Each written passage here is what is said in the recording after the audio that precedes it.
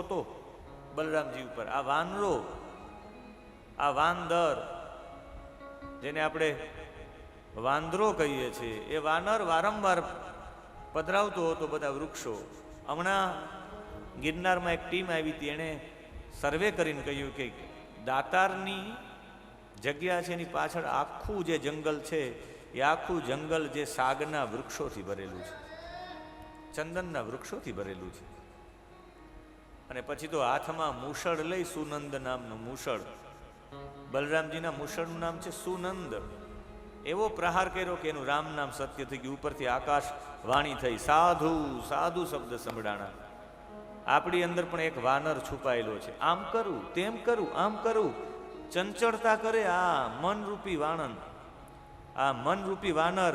આ વાંદરને જો, આ વાંદરાને શાંત કરવો હોય, મનને જો મારવું હોય તો એક જ રીતે થઈ શકે. સુનંદ, નંદ માર્યો, બસ આનંદ માર્યો. આનંદ છે એ મનને દોડવા નહીં દે. તમે આનંદમાં નહીં હોય તો તમારું મન અહીંયા દોડશે, અહીંયા દોડશે, અહીંયા દોડશે. તમારે જો મનને સ્થિર રાખવું હોય તો સદા માટે આનંદ માર્યો. આનંદ, આનંદ ગોતો, આનંદને.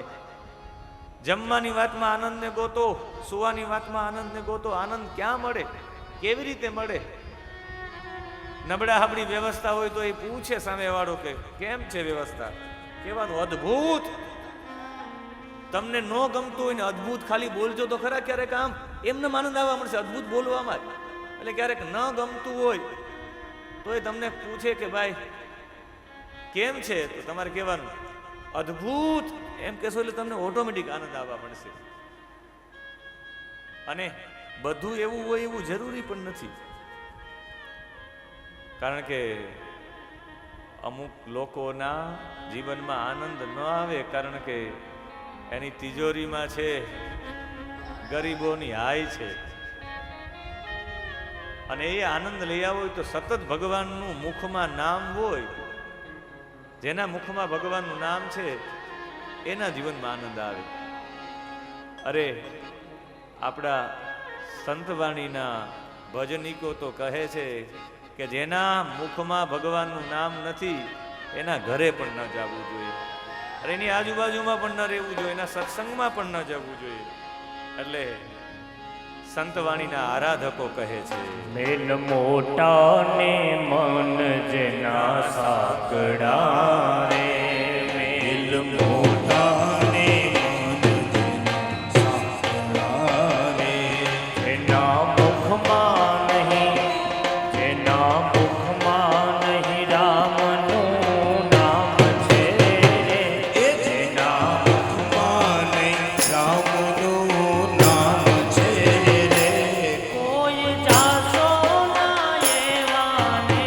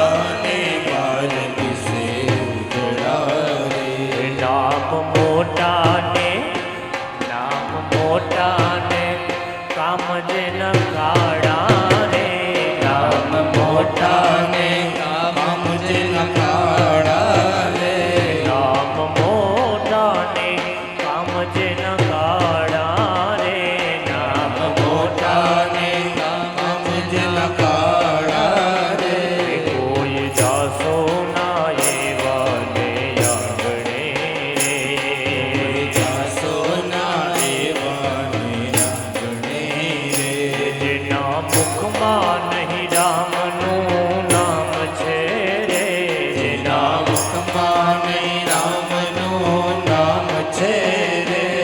કોઈ જાસો ના એવાને આંગણે રે. કોઈ જાસો ના એવાને આંગણે.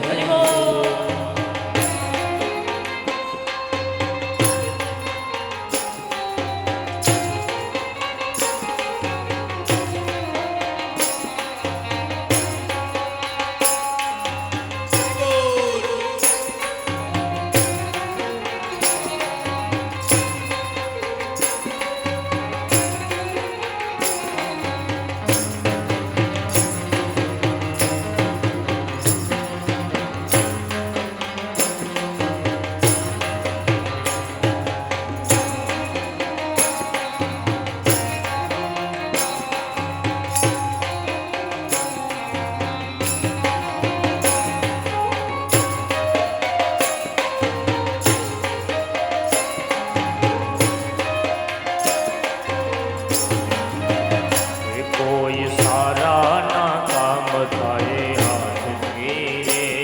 કોઈ સારાના કામ થાય હાથથી રે. કોઈ સારા ના કામ થાય હાથથી રે. કોઈ સારાના કામ થાય હાથથી રે. જેની તિજોરીમાં જેની તિજોરીમાં ગરીબોની હાય છે રે. જેની તિજોરીમાં ગરીબોની હાય છે રે. જેની તિજોરીમાં ગરીબોની હાય છે રે. જેની તિજોરીમાં ગરીબોની હાય છે રે. એ કોઈ જાસો ના એવાને આંગણે રે. કોઈ જાસો ના એવાને આંગણે રે.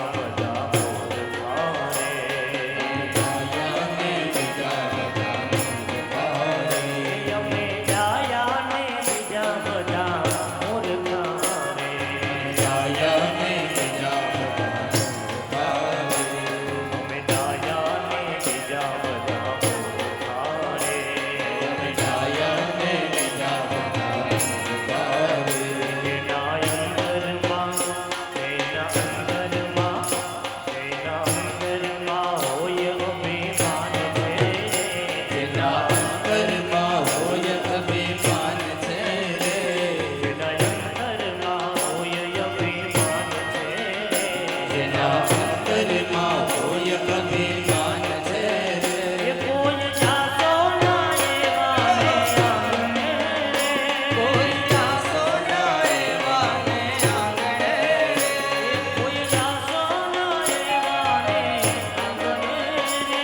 કોઈ જાસો ના એવાને આંગણે જેના મુખમાં નહીં રામનું નામ છે રે. જેના મુખમાં નહીં રામનું નામ છે રે કોઈ જાતો ના એવાને આંગણે રે. કોઈ જાસો ના એવાને આંગણે એ હાલો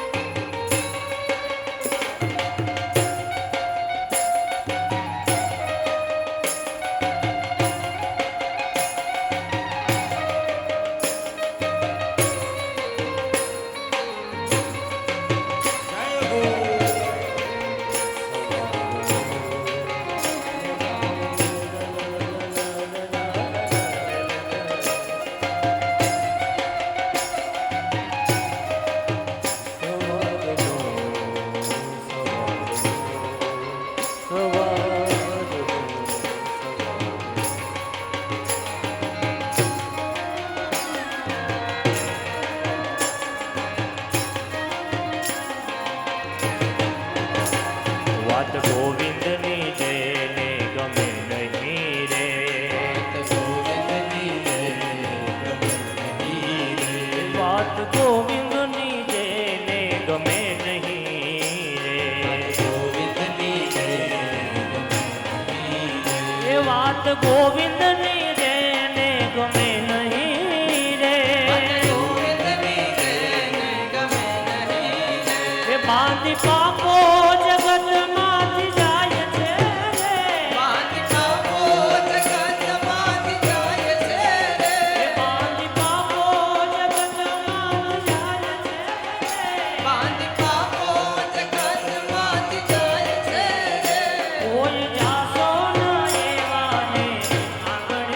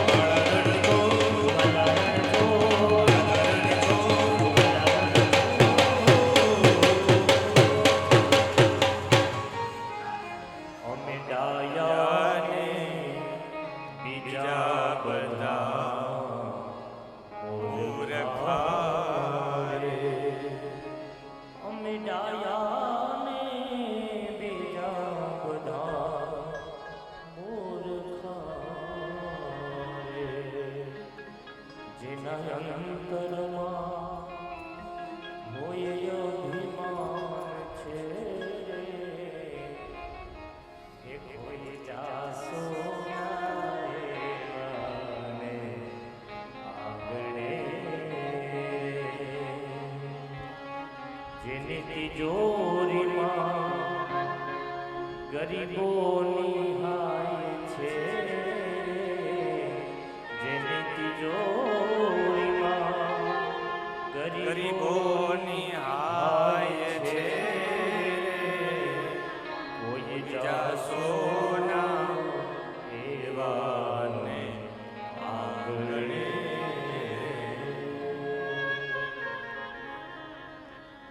ભગવાન શ્રી કૃષ્ણએ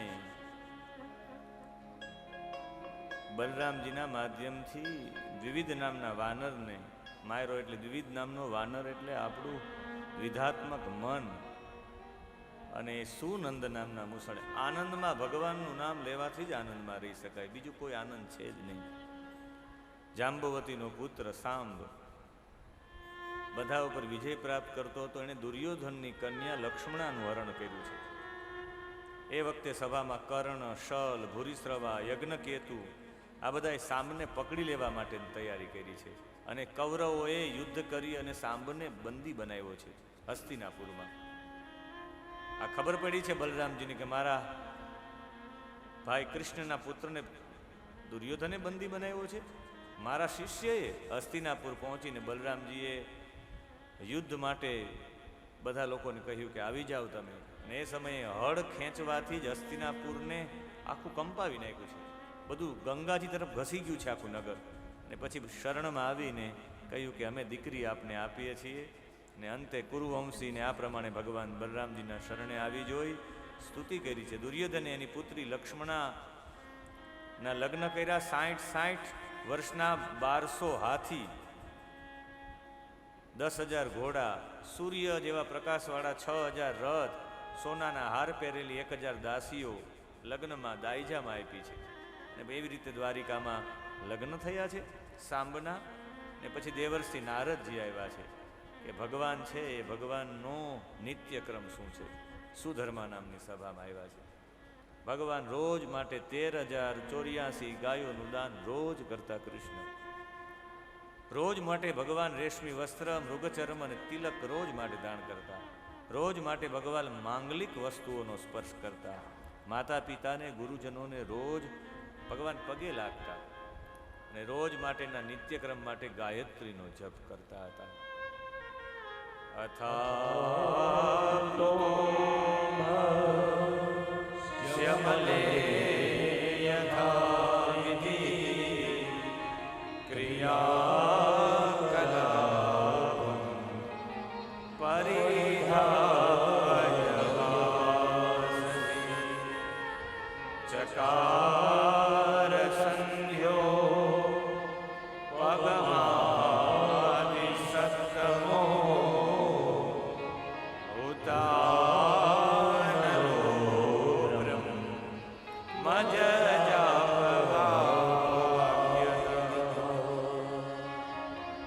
અથ અપ્લુત અંભસ્ય અમલે યથા વિધિ. ભગવાન નિર્મળ જળ અને પવિત્ર જળ સાથે સ્નાન કરતા. ભગવાન પરિધાય વાસસી, ભગવાન ધોતી પહેરતા. ભગવાન ઉપવસ્ત્ર ઓઢતા. અને ભગવાન નિત્ય સંધ્યા કરતા. ચકાર સંધ્યો અપગમાદિ સત્તમ. ભગવાન પછીના પછી હુતા નલ હુત અનલ, ભગવાન રોજ માટે યજ્ઞ કરતા. અને બ્રહ્મ જજાપ વાગ્યતઃ, ભગવાન મૌન રહીને ગાયત્રીનો જપ કરતા. સત્પુરુષોનો આદર્શ કરતા. સૂર્યોદયથી લઈને સૂર્યોપસ્થાન સુધી ભગવાન દેવતાઓ, ઋષિઓ અને પિતૃનું તર્પણ કરતા. મનસ્વી શ્રી કૃષ્ણ દૂધ આપતી પ્રથમવાર વ્યાયેલી વાછરડાયુક્ત ગાયોના દાન આપતા. રોજ માટે 13,084 ગાયો દાનમાં આવતા ભગવાન. અને પછી તો દ્વારિકાપુરીની દરેક સભામાં જાય તો નંદ બાબા નારદજીને દરેક જગ્યાએ રાણી પાસે કૃષ્ણ જ જોવા મળે છે. યાદવોની સુધર્મા નામની એક સભા હતી, એની વિશેષતા હતી સુધર્માખ્યામ સભામ સર્વે વૃષ્ણિભિ પરિવારિત. સુધર્માખ્યામ સભામ સર્વે વૃષ્ણિભિ પરિવારિત. જેટલા પણ વૃષ્ણિવંશના યાદવો હતા એ સુધર્મા નામની સભામાં પ્રવેશ કરતા. આ સુધર્મા નામની સભાની વિશેષતા હતી પ્રાવિશદ યન્નિવિષ્ટાનામ ચ ન સંત્યંગ ષડુર્મય. 6 પ્રકારની ઉર્મિઓ છે એ શાંત થઈ જતી. 6 પ્રકારના વિકારો સ્પર્શ જ ન થતા. ત્યાં કોઈને પણ સુધર્મા નામની સભામાં જાય તો ભૂખ ન લાગે, તરસ ન લાગે, કોઈને શોક ન થાય, કોઈને મોહ ન થાય, કોઈને જરા પણ ન થાય, કોઈને મૃત્યુ પણ ન થાય. એટલે આજે પણ જગત મંદિર દ્વારિકાધીશનું છે એ સુધર્મા નામની સભા ત્યાં ભરાતી. આજે તમને ભૂખ અને તરસ ન લાગે, મંદિરમાં બેઠા રહ્યો તો એટલો બધો જગત મંદિરનો પ્રભાવ છે. દરેક રાણીઓ પાસે ભગવાનને જોવા મળ્યા છે. નારદજીને થયું કે ભગવાન બધાને બરાબર રીતે સ્નેહ આપે છે. ભગવાન ઇન્દ્રપ્રસ્થ આવે છે પોતાની રાણીઓ સાથે, અને ત્યાં આવે છે એટલે ભગવાન રાજસુ યજ્ઞ માટે બધા કહે છે. ભગવાન કે રાજસુ યજ્ઞ કરવો જ જોઈએ, અને એ યજ્ઞ માટે ભગવાન ત્યાં મહાયજ્ઞના અનુષ્ઠાનમાં રહે છે. અને પછી ભીમસેન સાથે મદ્ર દેશના વીરો જાય છે, નકુલ સાથે મત્સ્ય દેશના વીરો જાય છે, અર્જુન સાથે કઈ દેશના વીરો જાય છે, યુધિષ્ઠિર સાથે સંજય વંશી દેશના વીરો જાય છે. બધાને જીતી લે છે, અને પછી જીતવો એક જ બાકી હોય છે, અને એ જરાસંધ હોય છે.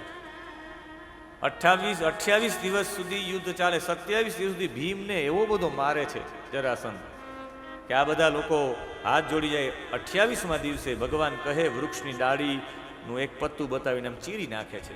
જરાસંધને વરદાન હોય એની માતા પ્રમાણે 2 કમર, પીઠ, ખંભા, ભુજ, નેત્ર, ભ્રુકુટી સાથે અંડકોષ સાથે 2 ભાગ કરી નાખે છે. જરાસંધનો વધ થાય. બધા જે કેદ થયેલા 20,000 રાજાઓ હોય છે એની સંખ્યા ક્યાંક 20,800 આપી છે, ક્યાંક 20,000 આપી છે. અહીંયા ભાગવતજીમાં 20,000 જ આપી છે કે એ સંખ્યા 1-2 વ્યક્તિ નહીં, એ 20,000 રાજાઓ કેદ કરેલા હતા. અને એ 20,000 રાજાઓએ સાથે મળી અને ભગવાનની વિનંતી કરી છે, ભગવાનની સ્તુતિ કરી છે. એનો એ સ્તુતિનો શ્લોક એટલે કૃષ્ણાય વાસુદેવાય હરયે પરમાત્મને પ્રણત ક્લેશનાશાય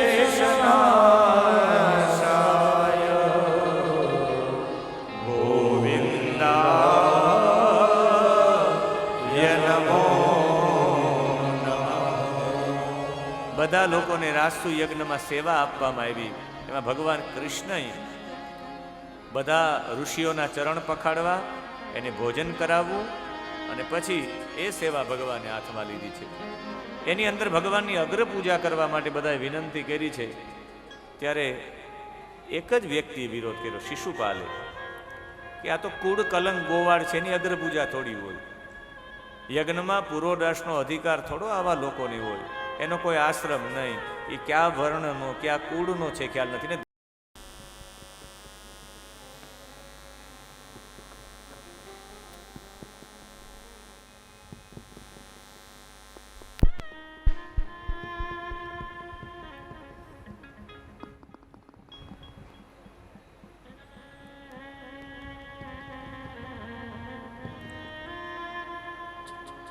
આજે પણ કૃષ્ણ વિશે બોલીએ તો લાઈટ નહીં, મજા ન આવે. શિશુપાલ તો બોલે, પણ એની વાત કરીએ તો એની ચંચલા વિદ્યુતા એમની રાણી છે ભગવાન. આમે ભગવાન જોવા જઈએ તો ભગવાન વેદ અને લોક મર્યાદાથી પણ ઉપર છે. આમ જોવા જઈએ તો ભગવાન બધા વર્ણથી, બધા ચિહ્નોથી ભગવાન દૂર છે. પણ આમણે કહ્યું કે એની પૂજા હોય જ નહીં, હું વિરોધ કરું છું. શિશુપાલ ને બીજા બધા મારવા માટે દોડે. બીજા અન્ય રાજાઓ પણ હતા, કૃષ્ણ તો મૌન હતા. ઘણા બધા લોકો એવું કહે છે કે ભગવાન 100 ગાળો સહન કરી. એક કથા પણ છે કે એના ફૈબાનો દીકરો હોય છે ને એણે બધાની વચ્ચે કહેલું હોય છે કે 100 ગુના માફ કરવાના. શ્રુતસ્રવાનો દીકરો હોય છે, અને શ્રુતસ્રવાનો દીકરો હોય છે એટલે 100 ગુના માફ કરવાના હોય છે. અને ભગવાને વિચાર્યું કે શિશુપાલને મારવા માટે મત્સ્ય દેશના, સંજય દેશના, કઈ દેશના રાજાઓ બેન રહેવા દેજો બેન, કથામાં નહીં, અહીંયા પાછું પુનઃ આપી દો. પીવું હોય બહાર જઈને પી આવે, કારણ કે કથાનો આ માહોલ આખો બગડી જાય છે, એની પવિત્રતા વિખાઈ જાય છે. આ સિનેમા હોલ થોડો છે કે તમે બેસીને પાણી પીવો, શરબત પીવો, આઈસ્ક્રીમ ખાવો, સહેજ પણ નહીં. અમે અહીંથી ઊભા થયા એકવાર પણ, અમે એક પણ વખત અહીંથી જલ પીધું તો તમે કેવી રીતે પી શકો? પીવું જ ન જોઈએ. હા, કહેતા હોય તો ઇન્ટરવેલ રાખીએ આપણે, અડધો કલાક તમે બધા ફરી આવો, અમે તો અહીં જ બેસશું. કથા કથા છે. કથામાં આઈસ્ક્રીમ ખાય, કથામાં ઠંડુ પીએ, એટલે હું કહેતો કે કથામાં બેસવું કંઈ સામાન્ય નથી. કથામાં સાધક વ્યક્તિ બેસી શકે. એટલે માફ કરજો, મનોરંજનનું સાધન નથી, એટલે જેને પીવું હોય બહાર જઈને પી આવે.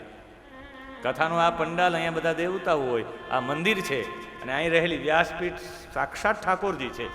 એટલે માફ કરજો આપને દુઃખ લાગે તો, બાકી સત્ય છે તો વ્યાસપીઠથી ન કહેવાય તો બીજે ક્યાંથી કહેવાય? ખાલી ઓનલી ફોર સારી સારી વાતો જ કરવી, સારું લાગે એવું નહીં, તમારું સારું થાય એવું કહેવું પડે, એ વ્યાસપીઠની ફરજ છે. એટલે ભગવાન વિશે જ્યારે બોલ્યા ત્યારે ભગવાને જોયું કે કઈ કઈ દેશના, મત્સ્ય દેશના, સંજય દેશના લોકો મારવા માટે દોડે, એ મારે એના કરતાં તો આ જય અને વિજય જ છે, મારા હાથે એની મુક્તિ થાય. એટલે ભગવાને સુદર્શન ચક્ર છોડ્યું, મસ્તક કાપી નાખ્યું છે. એ તે જ એમાં સમાઈ ગયું. યજ્ઞ પૂરો થયો, ભગવાને બધાની સેવા પણ કરી છે. અને બધા સમયે ત્યાં હજારોના હજાર સમયમાં રાણીઓ હતી. જલ ત્યાં સ્થળ, અને સ્થળ ત્યાં જલમાં દુર્યોધન શેઠ પડી ગયો. અન્ય ભીમસેન, અન્ય રાણીઓએ હસી કાઢ્યા, ને એના કારણે એનું મુખ નીચું જોઈ ગયા અને શરમાઈને પોતે જતા રહ્યા છે. અને એ સમયમાં દ્વારિકા ઉપર આ તરફ ઝૂકટું પણ રમાણું છે, ને પાંડવો હારી ગયા છે, બધું એ જતા રહ્યા છે 12 વર્ષની એ યાત્રામાં. અને એ પછી શોભ નામનું વિમાન લઈને એક શાલ્વ નામનો એક રાજાએ દ્વારિકા ઉપર આક્રમણ કર્યું છે. 1 વર્ષ સુધી શંકર ભગવાનની ઉપાસના કરી છે, એક મુઠ્ઠી ધૂળ ખાઈને. એક લોખંડનું સૌભ નામનું વિમાન આપ્યું જે કોઈને તોડી ન શકે. એણે દ્વારિકા ઉપર આક્રમણ કર્યું. 1-2 દિવસ માટે નહીં, આ યુદ્ધ 27 દિવસ સુધી ચાલ્યું છે. અને ભગવાન નીચે અને આ બધા ઉપર. અને આ યુદ્ધ 27 દિવસ સુધી ચાલ્યું. એમાં પ્રદ્યુમ્ન એ શાલ્વના મંત્રી હતા, દ્યુમાન, એને પ્રદ્યુમ્ન ઉપર 12 એક સાથે 52 બાણો છોડ્યા છે. અને દારૂકના પુત્રએ પ્રદ્યુમ્નને ભાનમાં આવે એટલે દૂર લઈ ગયા છે. ને પછી દ્વારિકાધીશે જેવું વિમાન નીચે આવ્યું, માયા પણ રચી હતી શાલ્વએ. જેવું વિમાન નીચે આવ્યું, ભગવાને ઊંચો કૂદકો લગાવીને ગદા મારીને આખું વિમાન તોડી નાખ્યું છે. એ ગદા લઈને મારવા દોડી ગયા. ભગવાન ડાબા હાથમાં ભાલો લઈને એનો જમણો હાથ કાપી નાખ્યો છે. હજુ કંઈ બોલે કે સુદર્શન ચક્ર છોડી નાખ્યું છે ભગવાને, મસ્તક કાપી નાખ્યું છે. હજુ એની સાથે યુદ્ધ થાય કે દંતવક્ત્ર આવ્યો છે ભગવાનની સામે લડવા માટે. કહ્યું કે તું મારા મામાનો દીકરો છે, હું તને છોડીશ નહીં, તે મારા મિત્રોને માર્યા છે. જેવો જ દંતવક્ત્ર ભગવાનને મારવા આવે, ભગવાન લડ્યા છે ગદા લઈને. ખાલી ચક્ર જ નથી ફેરવું, ભગવાને બાણ પણ ફેંકા છે, ભગવાને તલવારથી પણ લડ્યા છે, ભગવાન ગદાથી પણ લડ્યા છે. ગદા લઈને રણભૂમિમાં ગદાનો ભગવાને પ્રહાર કર્યો કૌમુદી નામની ગદાથી. વક્ષસ્થલને ફાડી નાખ્યું છે દંતવક્ત્રના. હજી એ જે દંતવક્ત્ર નાનો ભાઈ વિદુરથ આવ્યો છે, ભગવાને એની સામે ઢાલ અને તલવાર લઈને ભગવાન સામે યુદ્ધ કર્યું. ભગવાનને ધડથી મસ્તક અલગ કરી નાખ્યું છે સુદર્શન ચક્રથી. અને પછી કથા આવે છે, બહુ સમજવાવાળી કથા છે ને બહુ જાણવા જેવી કથા છે. અને એ કથા એ છે કે રોમહર્ષણની ગાદી ઉપર બેસેલા સૂત જાતિમાં રોમહર્ષણજી બેઠા હતા વ્યાસપીઠ ઉપર. મહાભારતનું યુદ્ધ નક્કી થયું એટલે કહ્યું કે ભાઈ આપણે કહેવાયમાં ભળવું નથી, આપણે જતા રહીએ તીર્થયાત્રામાં. તીર્થયાત્રામાં નૈમિષારણ્યમાં બલદેવજી પહોંચ્યા છે. બધા લોકોએ સ્વાગત માટે બધા ઊભા થઈ ગયા બલરામજીના, પણ સૂત પૌરાણિક રોમહર્ષણજી ઊભા ન થયા. અપ્રત્યુત્થમ આઈનમ સૂતમ અકૃતમ પ્રહવણાંજલિમ. પ્રહવણ અંજલિમ, જ્યારે બધાએ નમન કર્યા, પણ બલરામજીનું કે આ ઊભો કેમ ન થયો મને જોઈને. અને વ્યાસપીઠની મર્યાદા છે, વ્યાસપીઠ તો એની મર્યાદામાં જ રહી, એટલે એણે વ્યાસપીઠ ન છોડી એ વાતમાં ગુસ્સો, મને પ્રણામ કેમ ન કર્યા. અને હાથમાં એક દર્ભનો ટુકડો લઈને રોમહર્ષણ ઉપર પ્રહાર કર્યો. રોમહર્ષણનું મૃત્યુ થઈ ગયું છે વ્યાસપીઠ ઉપર. દર્ભની અણીથી સૂતજીનું મૃત્યુ થયું રોમહર્ષણનું, એને વ્યાસપીઠથી નીચે ઉતારવામાં આવ્યા અને બધા લોકોએ કહ્યું, હે બલદેવજી, આ સૂત પૌરાણિકને બ્રહ્માસન અમે આપેલું હતું. પેલા આ વ્યાસપીઠને બ્રહ્માસન કહેવાતું. બ્રહ્માસન ઉપર અમે બેસાડ્યા હતા. એ સત્ર પૂરું ન થાય ત્યાં સુધી એ ફક્ત ને ફક્ત એ બ્રહ્મ સ્વરૂપ ગણાય છે. જ્યાં સુધી વ્યાસપીઠ ઉપર બેસે ત્યાં સુધી કોઈ પણ વ્યક્તિ હોય, વ્યાસપીઠમાં 3 કલાક હું અહીંયા બેસેલો છું તો અહીંયા બેસેલો વ્યક્તિ વ્યાસ જ માનવો. તમે એમાં વ્યક્તિ જોઈને તમે એમ વિચારો કે આ વ્યક્તિ છે ને મારે આમની, કાં તમે વ્યાસને માનવાનું બંધ કરી દો તો વ્યાસને માનવાનું બંધ કરો કે વ્યાસ. પણ અહીંયા મુખ્યમંત્રીની સીટ ઉપર બેઠેલો જે પણ વ્યક્તિ હોય મુખ્યમંત્રી જ ગણાય. એ મુખ્યમંત્રી તરીકે પૂજા થાય. રાજા ગમે તે હોય ભગવાન સ્વરૂપ જ માનવામાં આવે. વ્યાસપીઠ ઉપર બેસનારો વ્યાસ સ્વરૂપ જ માનવામાં આવે છે.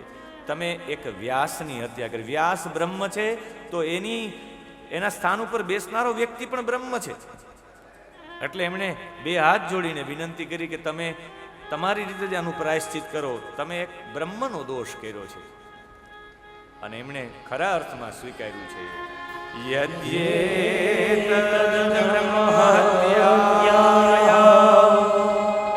પાવનમ લોકપાવનમ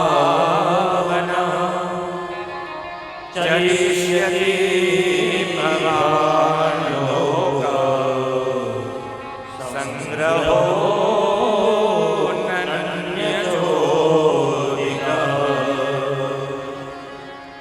ખરા અર્થમાં બ્રહ્મ હત્યા જેવું પ્રાયશ્ચિત લાગે છે. એનો મતલબ વ્યાસપીઠનો દોષ બ્રહ્મ હત્યા સમાન છે.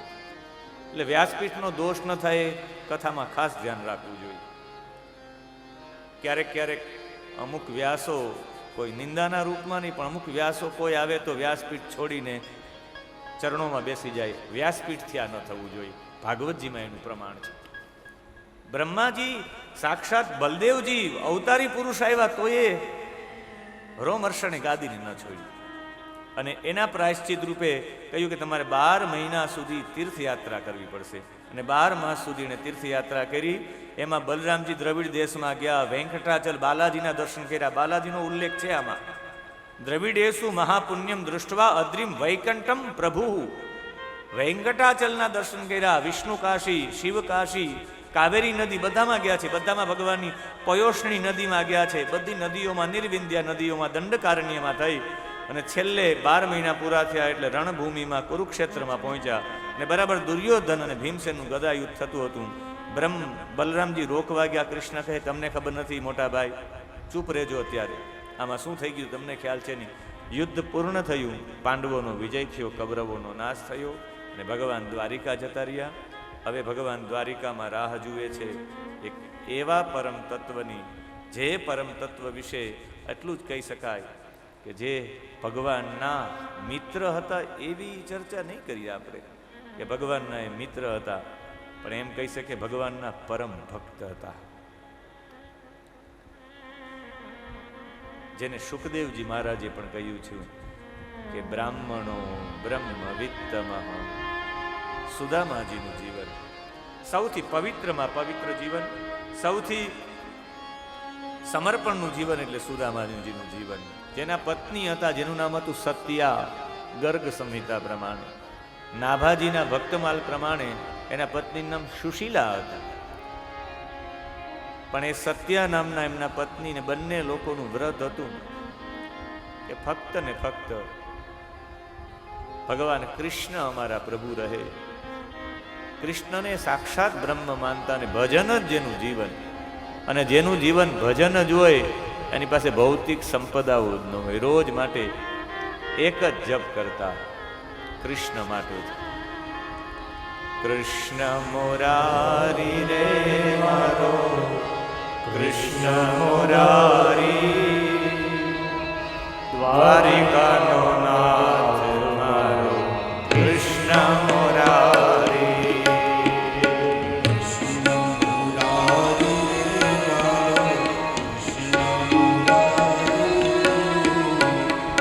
દ્વારિકાનો નાથ મારો કૃષ્ણ મુરારી.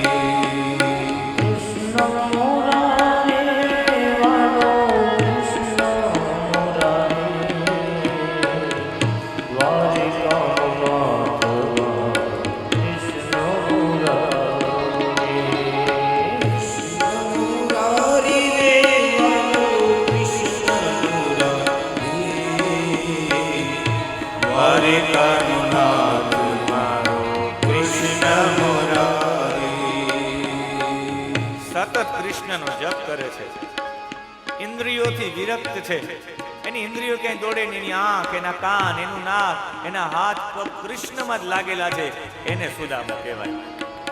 સુદામો એટલે શું? કોઈ કહે એની બધી ઇન્દ્રિયો કૃષ્ણમાં લાગેલી છે, એનું નામ છે સુદામો.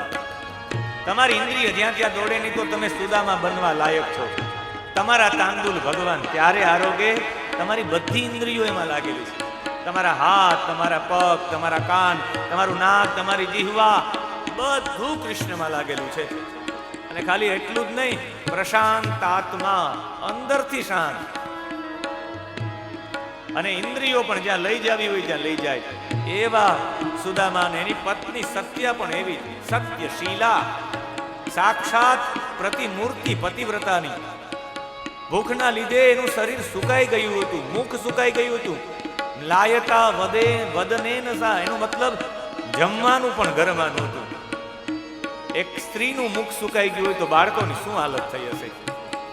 ભૌતિક રીતે પોતાની આખી સંપત્તિ પોતાના ગુરુજીના આશ્રમમાં, એક પણ રૂપિયો હું મારા ઘરમાં નહીં રાખું. મારા ગુરુજીનો આશ્રમ એવડો મોટો આશ્રમ બને કે કુલપતિ 10 સહસ્ત્રાણામ, મારા ગુરુજી કુલપતિ બને.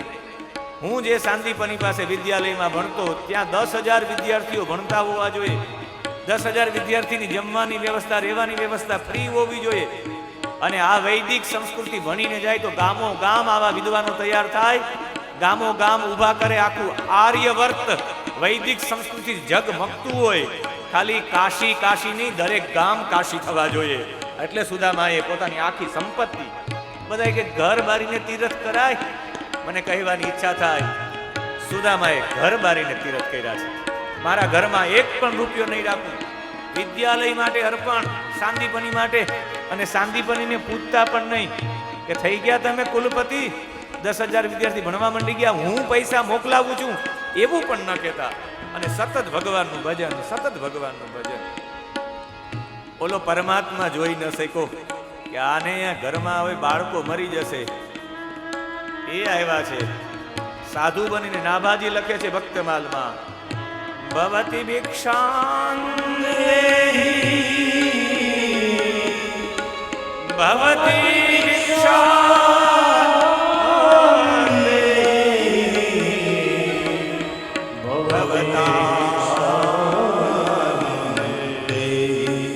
ભવતી ભિક્ષાં દેહી. સત્ય રડવા માંડ્યા કે અમારા ઘરમાં કાંઈ નથી. કે આ સુદામ દેવનું ઘર છે, જે સાંદીપનીના આશ્રમમાં ભણતા, કૃષ્ણ સાથે ભણતા, જેના વિદ્યાલયમાં અત્યારે 10,000 વિદ્યાર્થી ભણે છે. આહા, તે આનંદ આવી ગયો કે મારા પતિની ઈચ્છા પૂર્ણ થાય, મારા પતિનું વ્રત પૂરું થયું છે. પહેલી વખત ખબર પડી કે કૃષ્ણ એની સાથે ભણતા, એ જેનું ભજન કરે છે, એ જેની રોજ માટે માળા ફેરવે છે, એ એની સાથે ભણતા. આને કહેવાય છાની ભક્તિ.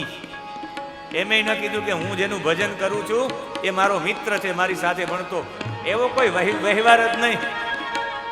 ઈષ્ટ એટલે ઈષ્ટ, મારા ભગવાન એટલે ભગવાન, એના વિશે કોઈ ચર્ચા જ નહીં. આ છે સુદામા.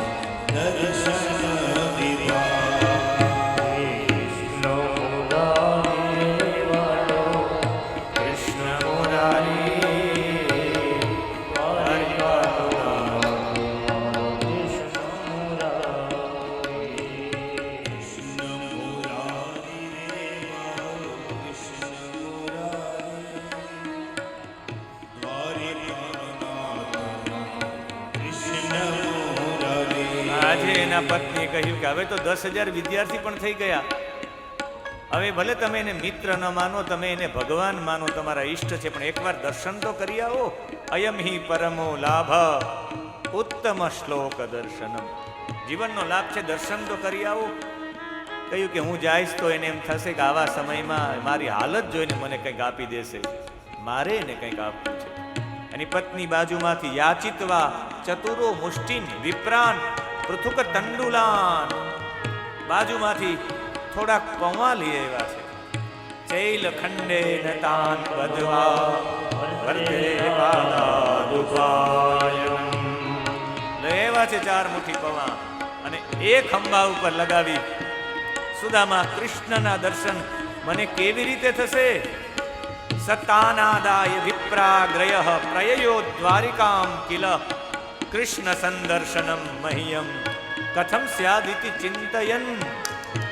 ચિંતન કરવા માંડ્યા, કૃષ્ણના દર્શન મને કેવી રીતે થશે? આવો ભાવ લઈ ભગવાનના નામ સાથે પહોંચી ગયા છે દ્વારિકા. અને પોતે ભગવત નામ સાથે આપણી વચ્ચે પણ સુદામદેવ દ્વારિકા જાય છે એમ નહીં, આ સમજવાનું દ્વારિકા છે.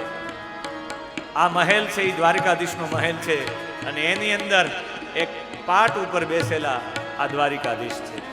સુદામા દેવ આજે મળવા આવે છે ભગવાન દ્વારિકાધીશ. શ્યામ સુંદર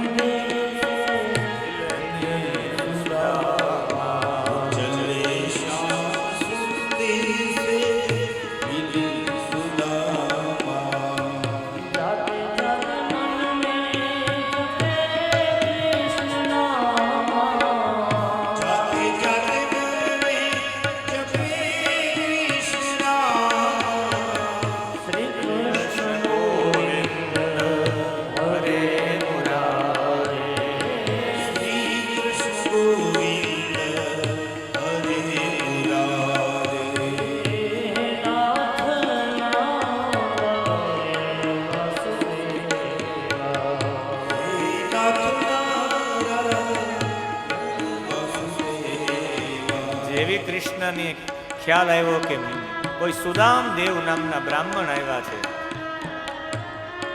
કૃષ્ણએ દોડ મૂકી, ઉપવસ્ત્ર પણ પડી રહી ગયું અને ભગવાને સાંભળતાની સાથે ભગવાને દોડ મૂકી છે. ઓહો, આવો પવિત્ર બ્રાહ્મણ મારી નગરીમાં આવે. દોડીને ભગવાન સુદામાને ભેટી ગયા છે.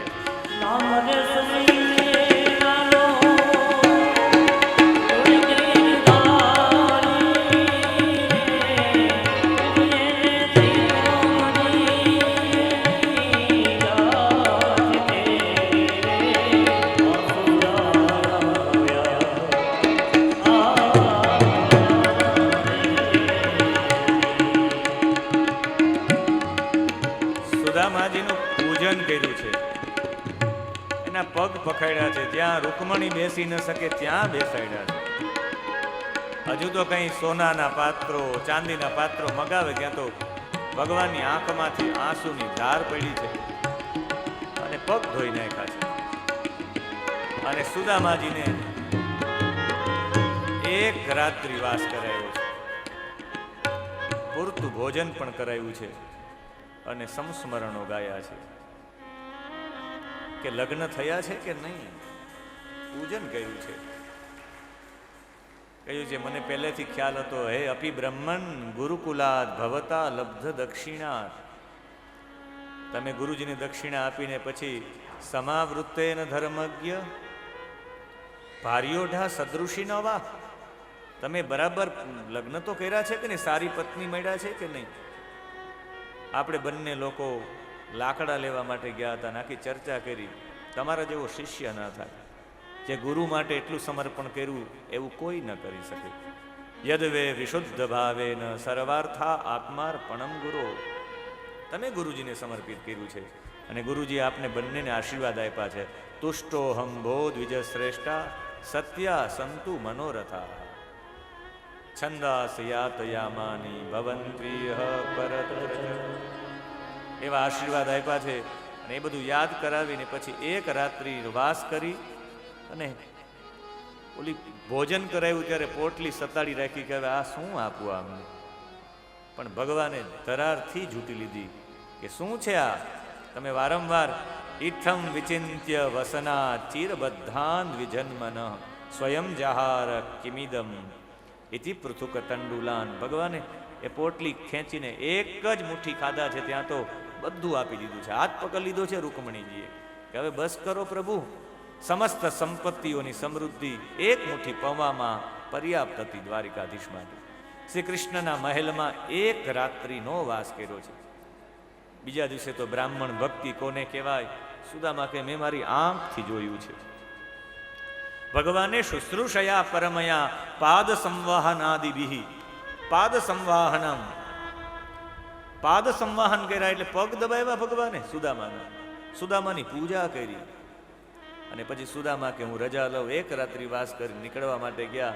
જે ઓઢાડેલું હતું એ બધું કૃષ્ણને અર્પણ કર્યું કે પ્રભુ આ આપનું આપને.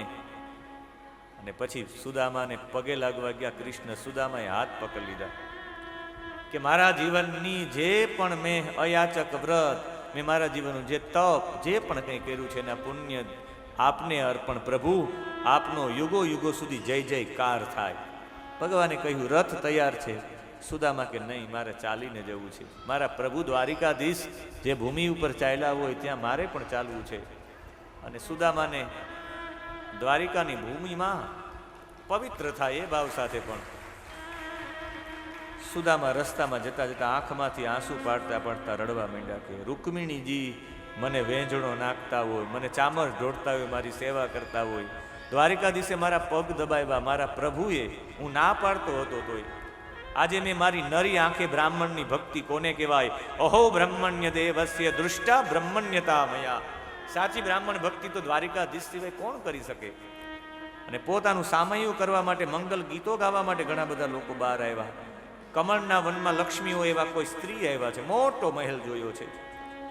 અનેક હજારો સેંકડો મણીના સ્તંભો હતા એ મહેલમાં. હાથી દાંતથી બનાવેલા સોનાના પતરાથી મઢેલા પલંગો હતા, સોનાના સિંહાસનો હતા, સોનાની દાંડીવાળા ઘણા બધા ચામરો હતા, મોતીઓથી શેરો લટકાવેલી હતી, ચંદ્રવા લટકાય, સ્ફટિક મણીઓથી ભીતો લીપાયેલી હતી, ઇન્દ્ર નીલમણીથી જડેલા રત્નો હતા, સ્ત્રીઓની મૂર્તિઓ સોનાની હતી, એના હાથમાં ઝગમગતા દીવા હતા, એના ઉપર સુવામાં મખમલની જે સુવાની રજાઈઓ એકદમ સફેદ ફીણ જેવી હતી. એટલું બધું સુંદર હતું ને. એના પત્ની હતા કે તમે ગયા પછી દ્વારકાધીશની કૃપા થઈ કે આપણે એટલી સંપત્તિ મળી. ત્યારે આણે કહ્યું કે ઓહો હો પ્રભુ, અજન્મા ભગવાન સંપત્તિના દોષોને તમે જાણો છો. મોટા મોટા ધનવાનો પણ ધન અને ઐશ્વર્યના મતથી પતન થાય છે.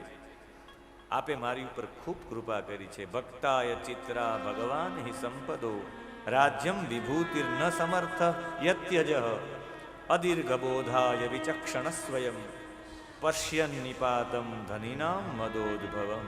સુદામાએ કહ્યું ભગવાન અંતે બુભુજે નાતિ લંપટ, પોતે લંપટ પણ ન થયા, પોતે એ મહેલમાં રહીને પણ ભગવાનનું ભજન કર્યું છે. અને પછી સુદામાના ચરિત્ર પછી સમંત પંચક તીર્થમાં એક મેળો લાગ્યો છે અને એ મેળાની અંદર બધા લોકો ગયા છે કે ચાલો આપણે પણ જઈએ.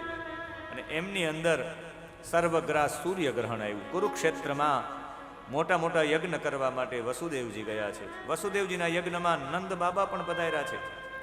ત્યારે દેવકીએ કૃષ્ણને કહ્યું કે તું ગુરુપુત્રને લઈ આવી શક, મારા પુત્રને નહીં લઈ આવી શક? મારે 6 પુત્રને દૂધ પીવડાવવું છે. સ્મર, ઉદ્ગીત, પરિશ્વંગ, પતંગ, ક્ષુદ્રભૃત અને ઘૃણી, આ બધાને દૂધ પીવડાવ્યું છે અને પોતાના ધામમાં જતા રહ્યા છે. અર્જુનને ત્રિદંડી વૈષ્ણવ સાધુ બનાવ્યા ને પોતાની જ બેનનું અપહરણ કરાવ્યું. સુભદ્રાજીના વિવાહ અર્જુન સાથે કરાવ્યા છે. મિથિલા નરેશ બહુલાસ્વ અને બ્રાહ્મણ સુતદેવને એક ઘરે એકી સાથે બોધ આપ્યો છે. અને આ રીતે બ્રહ્મ સત્રમાં નારદજી અને સનંદન સનતકુમારો સાથે વેદ સ્તુતિની વાત થાય છે.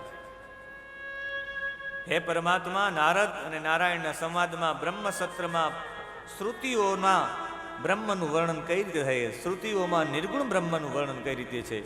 સનંદનને વક્તા બનાવ્યા 3 ભાઈઓ શ્રોતા બન્યા છે. સનંદન વક્તા બન્યા, સનતકુમાર નહીં આ વખતે.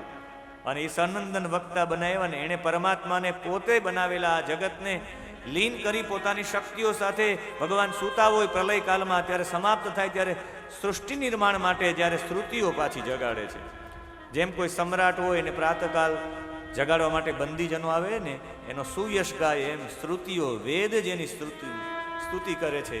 અને એવી વેદ સ્તુતિ છે કે ભગવાન તમે કેવા છો એ ભગવાન માટે કહે છે કે ભગવાન તમે વાસ્તવિકમાં જો તમને પ્રાર્થના કરવામાં આવે તો આમ કહ્યું છે કે જય જય જહિય જામ અજિત દોષ ગૃભીત ગુણા, એમ કહીને કહ્યું છે કે હે અજામ, અજામ એટલે પ્રકૃતિ, જહી એટલે વિધ્વંસય, તમે પ્રકૃતિનો નાશ કરી નાખો. હે અજિત ભગવાન, આ પ્રકૃતિથી જ થાય છે, સ્વયં આપ જ સમસ્ત ઐશ્વર્યથી પરિપૂર્ણ છો. આપની માયાઓથી, આ માયાએ જ સત્વ ગુણોનો સ્વીકાર કરીને બધું ઢાંકી દીધો છે. આનંદનો ગુણ તો આવતો જ નથી, તમારી માયાએ ઢાંકી રાખ્યો છે. એટલે પ્રાર્થના કરી છે, વેદોએ શ્રુતિઓએ કરી છે. જય જય જય જા અજિત દોષ ગૃભીત ગુણા ત્વમસि યદાત્મના સમવરોધ સમાસ્ત ભગ અગજગદોકશા અખિલ શાક્ય બોધકતે ક્વચિત જયાત્મના ચચરતોનુચરે નિગમ સ્વકૃત વિચિત્રયો નિષુ વિષન્નિવ હેતુતયા કરતમસ્ય કાસ્યનમવ સ્વકૃતાનુકૃતિ અથ વિતથાસુ સ્વવિતથં તવ રામસમં વિરતિયોન્યયન જલિ વિપણ્યવદેવરસં. ભગવાન વિશે કહ્યું છે, ભગવાન આપ અનેક પ્રકારની યોનિઓ આપે જ બનાવી છે, આપ જ એમાં પ્રવિષ્ટ છો, બધામાં તમે છો. સર્વવ્યાપી હોવાથી આપ બધામાં પ્રવેશ કરી શકો છો, છતાં પણ આપે પ્રવેશ નથી કર્યો. અગ્નિ સર્વત્ર વિદ્યમાન છે પણ બધામાં દેખાતો નથી. લાકડાની આકૃતિ પ્રમાણે આપણે ભાસે છે. ઊભું લાકડું હોય તો અગ્નિ ઊભો લાગે, સીધું લાકડું હોય તો સીધો, જાડું હોય તો જાડો. એટલે એમ ખરા અર્થમાં તમે બધી જગ્યાએ છો ભગવાન, એવું એક પણ જગ્યા, એવી વેદોએ પણ સ્તુતિ ગાય છે. ભગવાન શિવજીનું સંકટ મોચન દૂર કર્યું છે. વૃકાસુર નામના રાક્ષસને ભગવાને વરદાન આપ્યું મહાદેવજીએ કે તમે જેના ઉપર હાથ રાખશો એ બળીને ભસ્મ થશે. યસ્ય યસ્ય કરમ શીર્ષણી દાસ્યે ચ દાસ્યે સ મ્રિયતામ ઇતિ સ મ્રિયતામ ઇતિ દાસ્યે, એ મરી જશે હાથ રાખશો. ભગવાનની પાછળ દોડ્યો પણ બાળકના રૂપમાં આવીને ભગવાને એ સંકટ પણ હરણ કર્યું. અને છેલ્લે આખું મહિષી ગીત છે 10 શ્લોકોનું. સમુદ્ર, ચકલો, ચંદ્ર, મેઘ, કોયલને કહે છે કે કેમ નીંદર નથી આવતી? ભગવાનની દ્રષ્ટિ તારા ઉપર પણ પડી ગઈ લાગે છે. હે કુરરી, હે ટીટોડી, તને નીંદર કેમ નથી આવતી? એવું આખું એક ગીત છે જેને મહિષી ગીત નામથી ઓળખવામાં આવે છે. અને મહિષી એટલે રાણીઓ. રાણીઓએ ભગવાન માટે જે ગીત ગાયું છે એને મહિષી ગીત કહેવામાં આવે છે. અને એ મહિષી ગીત સાથે 10મ સ્કંદમાં છેલ્લા અધ્યાયમાં બહુ એક સરસ વાત છે કે ભગવાને દ્વારિકાધીશે પોતાને ત્યાં પોતાના બાળકોને ભણાવવા માટે જે વ્યવસ્થા કરી છે, વ્યવસ્થા એક નીલ જેટલા લોકો પ્રેમ કરતા હતા ફક્ત ને ફક્ત ઉગ્રસેનને. યાદવોના 101 કુળ હતા. અહીંયા બહુ સ્પષ્ટ રીતે લખ્યું છે કે સંખ્યાનો તો કોઈ આરો જ નથી. તન નિગ્રાહ્ય હરિણા પ્રોક્તા દેવા યદો કુલે અવતીર્ણા કુલશતમ તેષામ એકા અધિકમ નૃપ. યાદવોના 101 કુળ હતા. અને એમાંય એ યાદવોના બાળકોને ભણવા માટે ભગવાને શિક્ષણ વ્યવસ્થા માટે 3,88,00,000 તો આચાર્યો હતા. 30 કોટ્ય સહસ્ત્રાણામ અષ્ટાશીતિ શતાની ચ આસન યદુકુલા આચાર્ય કુમારાણામ મિતિ શ્રુતમ. ભગવાને એટલા લોકોની તો ભણવા માટે વ્યવસ્થા કરી હતી. એટલે એ સમયમાં શિક્ષણ વ્યવસ્થા પણ બહુ જોરદાર હતી. એ સાથે ભગવાનની શિક્ષણ વ્યવસ્થાને પ્રણામ. અને હવે સીધા 11મા સ્કંદમાં પ્રવેશ. અને 11મા સ્કંદની અંદર સૌથી પહેલી તો કથા એ છે ભગવાને યાદવોને બ્રાહ્મણોના શ્રાપને નિમિત્ત બનાવી અને ભગવાને પોતાની લીલા પૂર્ણ કરી છે. વિશ્વામિત્ર, અસિત, કણમ, દુર્વાસા, ભૃગુ અંગીરા હતા. ત્યાં જઈને બનાવટી સ્ત્રીનો વેશ ધારણ કરીને સાંભે પૂછ્યું કે આને આ પ્રશોષણથી પુત્ર કામા કિંચિત સ્વન જનિષ્યતિ. આને દીકરો આવશે કે દીકરી, કહીશું કે મૂષળ આવશે. અને ખરેખર ખોલીને કપડાં ભરાવેલા હતા, ત્યાં લોખંડનું મૂષળ બની ગયું છે. ઉગ્રસેનના કહેવા પર મૂષળનું ચૂર્ણ કરાવી સમુદ્રમાં પધરાવ્યું. નેતરનું ઘાસ ઉગી ગયું. થોડોક ટુકડો સમુદ્રમાં પધરાવ્યો. માછલી ગળી ગઈ. એને એક મચ્છિયારાએ લીધી. એ મચ્છિયારાને એક જરા નામના પારધી કહ્યું કે મારા બાળકો ભૂખ્યા છે, મને શિકાર પ્રાપ્ત થશે એટલે હું તને આપીશ, મને માછલી આપ. માછલીને ચીરી છે, અંદરથી એક ભાગ કાઢ્યો છે એને, તીક્ષ્ણ ભાગ, આગળના ભાગમાં લગાડી અને પોતે શિકાર શોધવા માટે જતો હતો. પ્રાચીન ઇતિહાસ કહ્યો 9 યોગેશ્વરો ઓચિંતા આવી ગયા છે. કવિર હરિર અંતરિક્ષ પ્રબુદ્ધ પીપલાયન આવિર્હોત્રોથ દ્રુમિલઃ ચમસઃ કરવાજન. એણે આવીને વિદેહરાજ નિમીને જે બોધ આપ્યો છે, એ બોધમાં બધાનો આ બોધમાં જોવા જાય તો છેલ્લે ભગવાનની શરણાગતિ છે. ભગવાનની શરણાગતિ સૌથી મોટો બોધ છે. અને અંતે પછી બધા લોકોને કહ્યું કે આ વારંવાર આપણે બધાની વચ્ચે ક્લેશ થાય છે. ભગવાન કે ચાલો આપણે બધા પ્રભાસમાં જઈને પુણ્ય કર્મ કરીએ. એ જતા હતા ત્યારે અવધૂત ઉપાખ્યાન સંભળાયું છે કે યદુ અને આપણા પૂર્વજ યદુ અને દત્તાત્રેય વચ્ચે સંવાદ થયો કે તમે આ મુક્તાનંદનો અનુભવ કેવી રીતે કરી શકો. એણે કહ્યું કે હું ગુરુના આશ્રયમાં છું અને આખી તમારા ગુરુ કોણ? 24 ગુરુઓની કથા છે. મારા ગુરુ પૃથ્વી છે, આકાશ છે, વાયુ છે, અગ્નિ છે, અજગર છે, સમુદ્ર છે, પતંગિયું છે, હાથી છે, માછલી છે, પિંગલા નામની વેશ્યા છે, ટીટોડી છે, બાળક છે, કુંવારી કન્યા છે, કરોડિયો છે, ભ્રમર છે, બધામાંથી મેં બોધ લીધો છે. જ્યાંથી બોધ મળે એને ગુરુ કહેવાય. એમાં આખી ગુરુ ગીતા છે. દેહો ગુરુર મમ વિરક્તિ વિવિક્ત હેતુ કહીને આખા પોતાના દેહને જ મારો ગુરુ માનું છું. અને એ સમયે કહે છે ઉદ્ધવ કલિકાલમાં રુચિ બધાને અધર્મમાં રહેશે, તારે હવે રહેવાય નહીં. જ્યાં તું પણ બદ્રીનાથ જતો રહે. સનત કુમારોએ જ્ઞાન આપવા માટે નારાયણે જેની આગળ હંસનું રૂપ લીધું એ હંસ ગીતા કહી છે. ગુણોની વૃદ્ધિના 10 કારણો બતાવ્યા છે. પ્રભાસમાં એરક નામનું ગાસ છે, બધા પ્રભાસ ગયા, સામ સામે બધાએ મદિરા પાન કરી, પ્રદ્યુમ્ન સામ સાથે, અક્રૂર ભોજ સાથે, એમ સાતવદ શૂરસેન બધા કુરુર કૃતિ બધા સામ સામે લડી પોતપોતાના ધામમાં જતા રહ્યા. હવે તો ભગવાન બલરામજી બંને ભાઈઓ રહ્યા છે, દારૂક રહ્યા છે ને બભરું 4 લોકો રહ્યા છે. બધા ધામમાં પહોંચી ગયા અને બલરામજી પણ સાધરામાં બેસી ગયા. હિરણ નદીના કિનારે કૃષ્ણ એક વૃક્ષ નીચે બેસી ગયા. ત્યારે દોડતા દોડતા આવ્યા છે ઉદ્ધવ કે મારા પ્રભુએ મને કેમ એકલાને છોડી દીધો. છેલ્લે મળતો તો આવું ત્યાં બધાને ધામમાં જતા જોયા ને ત્યારે ઓચિંતા મૈત્રેય ઋષિ પણ ત્યાં પહોંચી આવ્યા. અને ઉદ્ધવ રડવા માંડ્યા કે ભગવાન તદ વિયોગે ન તે ભક્તા કથમ સ્થાસ્યંતિ ભૂતલે. ત્યારે ભગવાને કહ્યું કે તું મારો શ્રેષ્ઠ ભક્ત છે, આવી રીતે ન રડ, હું ક્યાં નથી. ભગવાને આખો વિભૂતિ યોગ કહ્યો. છંદમાં ગાયત્રી, વસુઓમાં અગ્નિ, વર્ણોમાં બ્રાહ્મણ, ભૃગુ બ્રહ્મર્ષિમાં ભૃગુ આશ્રમોમાં હું સંન્યાસ, મનુષ્યમાં હું રાજા, કઈ આખો કહ્યું છે. અને પછી ભગવાને દ્રષ્ટિ પૂતમ ન્યસેત પાદમ વસ્ત્ર પૂતમ પીબે જલમ.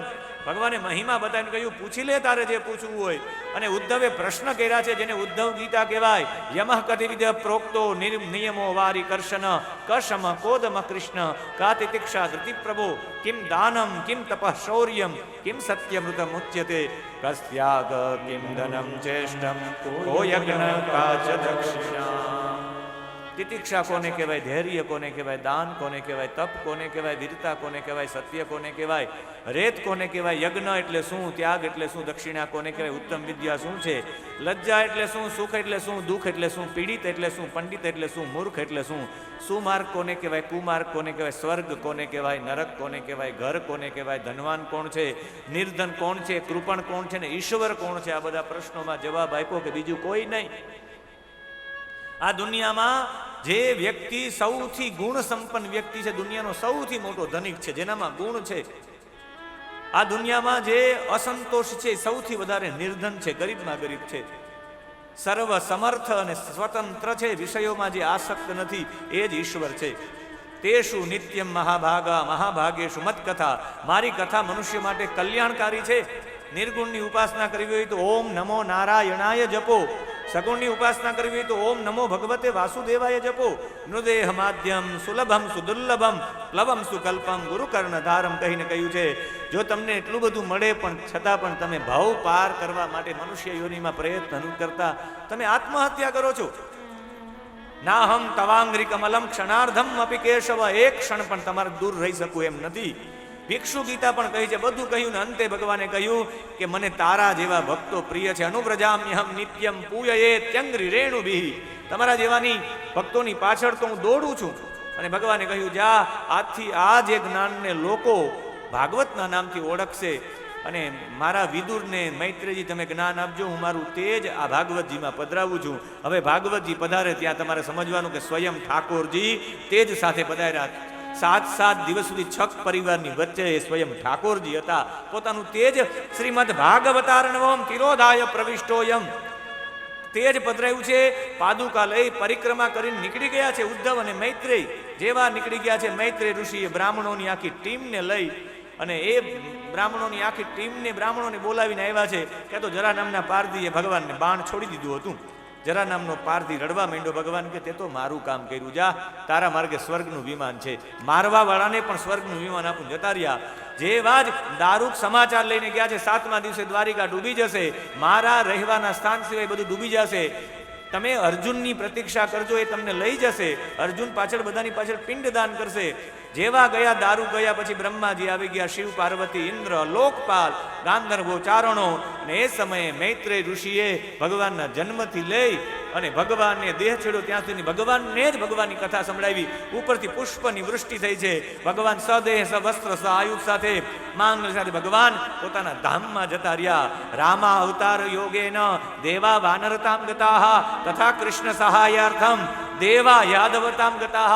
એ યાદવો ટોટલી દેવતાઓ હતા, પોતાના ધામમાં જતા રહ્યા.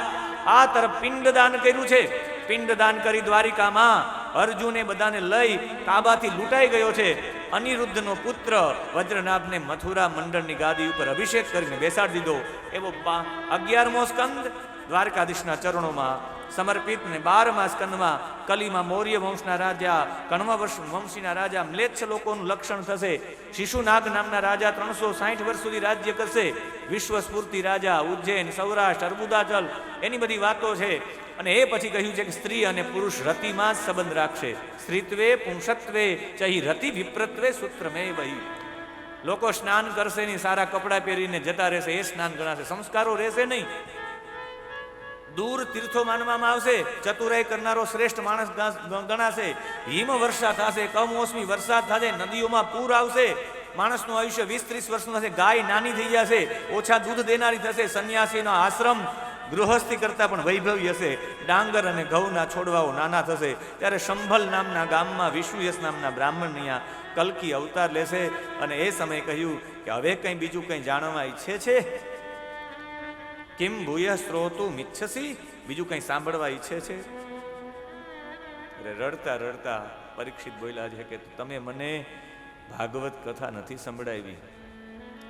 તમે મારા કાનથી સાક્ષાત શ્રી હરિને પધરાવ્યા છે. હું આજે અનુગ્રહિત થયો છું, સિદ્ધ થયો છું. તમારી કરુણા છે સુખદેવજી, ફક્ત ને ફક્ત તમારી કરુણા.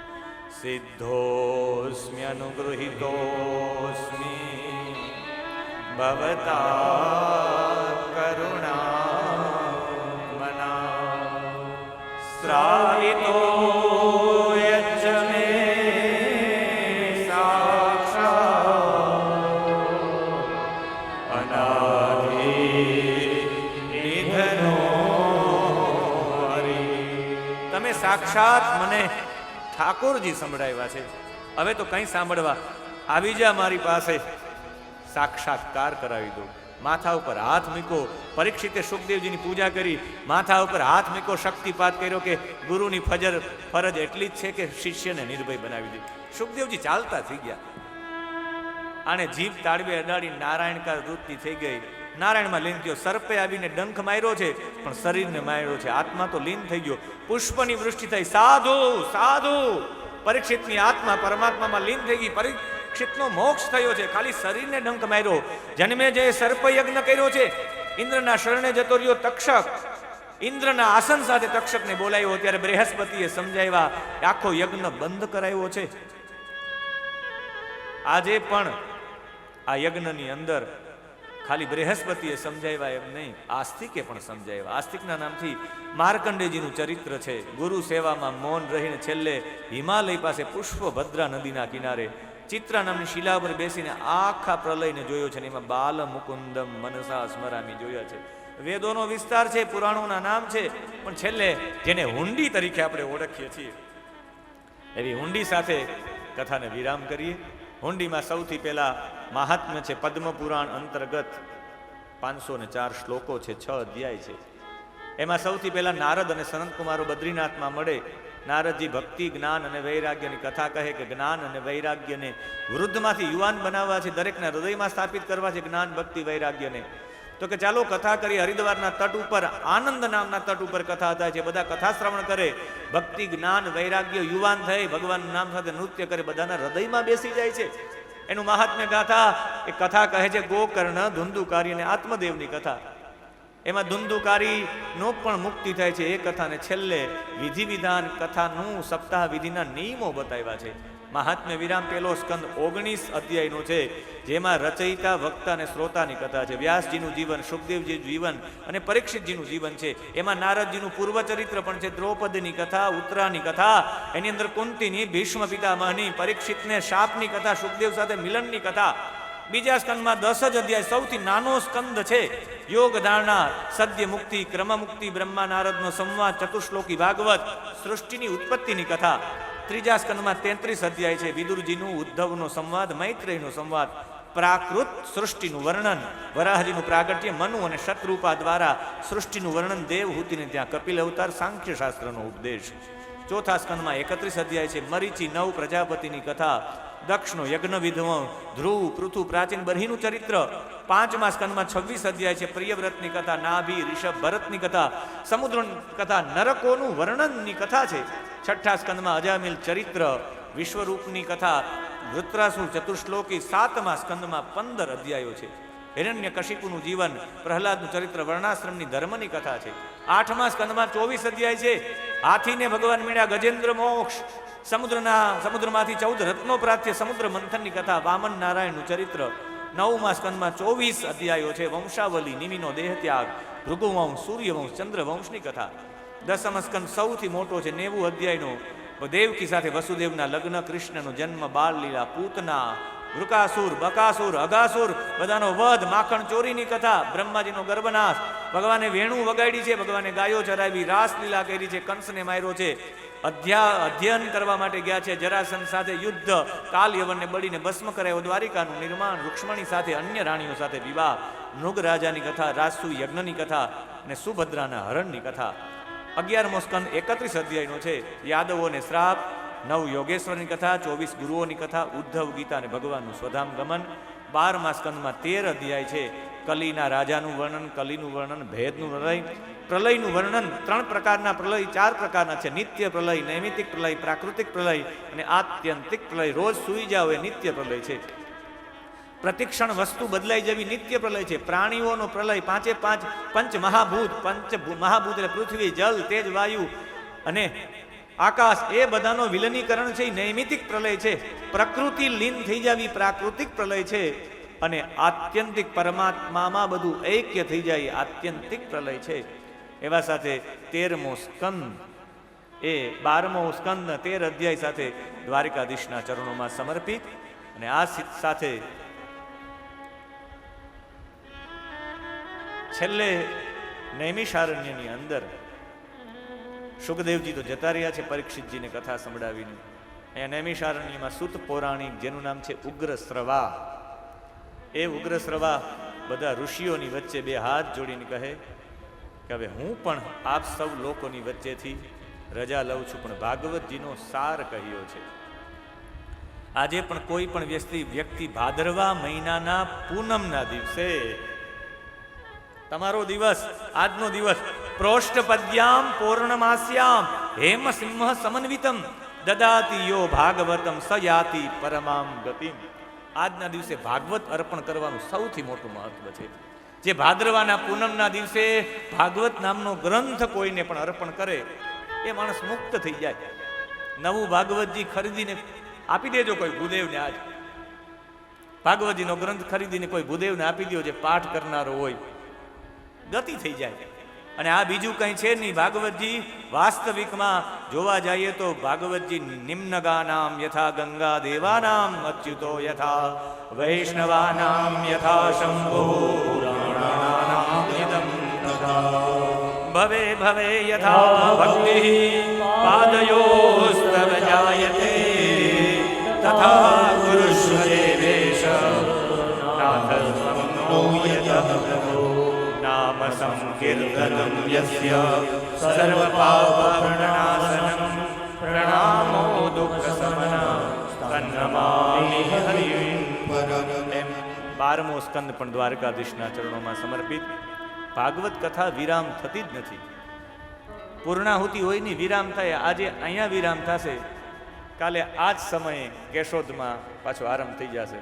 ને અત્યારે 4 વાગે પણ એક જગ્યાએ તો પાછી કથાનો આરંભ છે જ. એટલે આપ સૌને આ કથા નૈમિષારણ્યમાં સૂત પૌરાણિકે ભગવાનને વંદના કરી કથાને વિરામ આપ્યો છે. હું પણ અહીંયા કથાને વિરામ આપું છું. આ કથા દરમિયાન છેલ્લે મેં આપને થોડોક ઠપકો આપ્યો છે, પણ દિલગીર છું, ક્ષમા પ્રાર્થી છું કદાચ, પણ એ કથાની મહત્તા ન ઘટે એના માટે છે. એ કદાચ ક્યાંય કોઈ મારાથી આપના હૃદયને ઠેસ પહોંચે એવું બોલાઈ ગયું. મનુષ્ય તરીકે છું, વ્યાસપીઠ ઉપર વ્યાસ જ ગણાવું છું, પણ અંતે છું તો એક મનુષ્ય જ નહીં.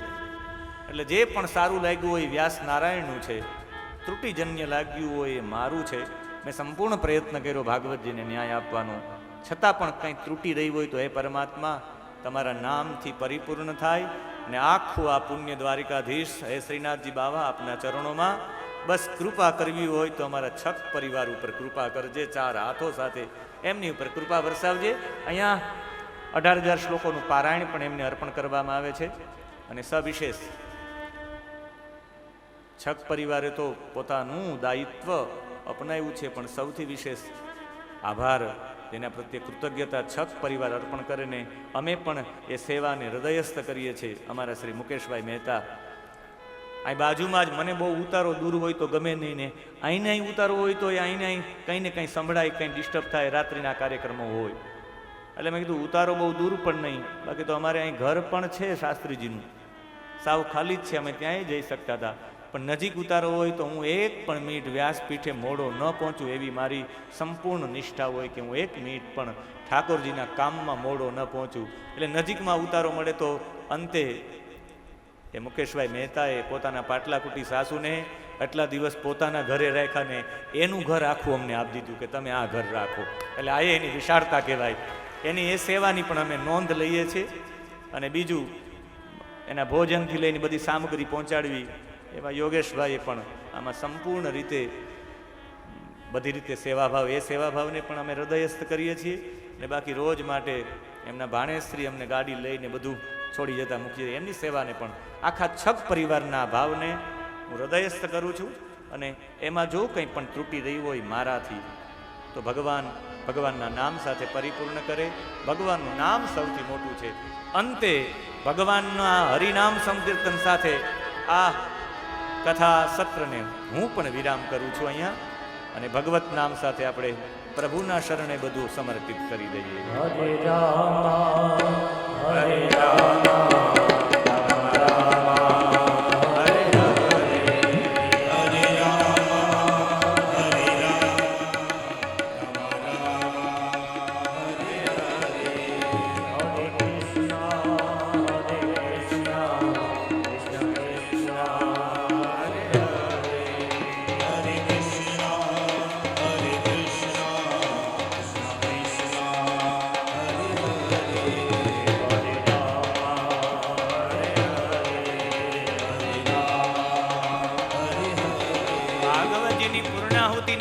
ભાગવતજી છક પરિવારમાં ચાલતું જ રહે એ ભાવના સાથે ફરી પ્રથમ સ્કંદના પ્રથમ અધ્યાયના પ્રથમ શ્લોકનો આરંભ અમે કરતા જઈએ.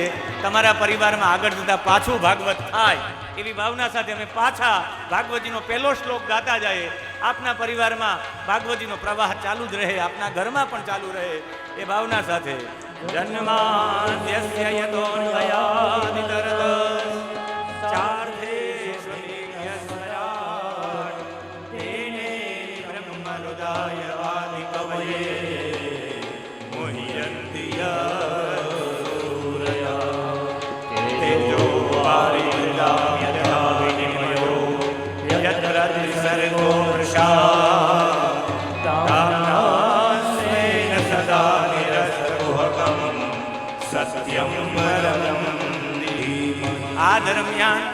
મારો નિત્યક્રમ એવો હોય છે, મારે રોજ ચાલવાનું એટલું હોય છે, રોજ માટે મારું અધ્યયન એટલું હોય છે, એટલે કોઈના ઘરે પધરામણી કરી શક્યો નથી.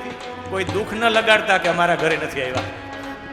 અહીંયા તમે કથામાં આવ્યા, એ તમારા ઘરે આવ્યા બરાબર જ છે, પણ આપ કેટલા લોકોનું નિમંત્રણ હતું, પણ એક પણ જગ્યાએ જઈ નથી શક્યો. એ બદલ ક્ષમા માગું છું આપ સૌની. આપ સૌને જય શ્રી કૃષ્ણ. અને એ સાથે દ્વારિકાધીશની સંપૂર્ણ કૃપા છક પરિવાર ઉપર રહે એવી ભાવના સાથે આપ સૌને જય શ્રી કૃષ્ણ, જય સિયારામ, જય જય શ્રી રાધે, જય જય શ્રી રાધે, જય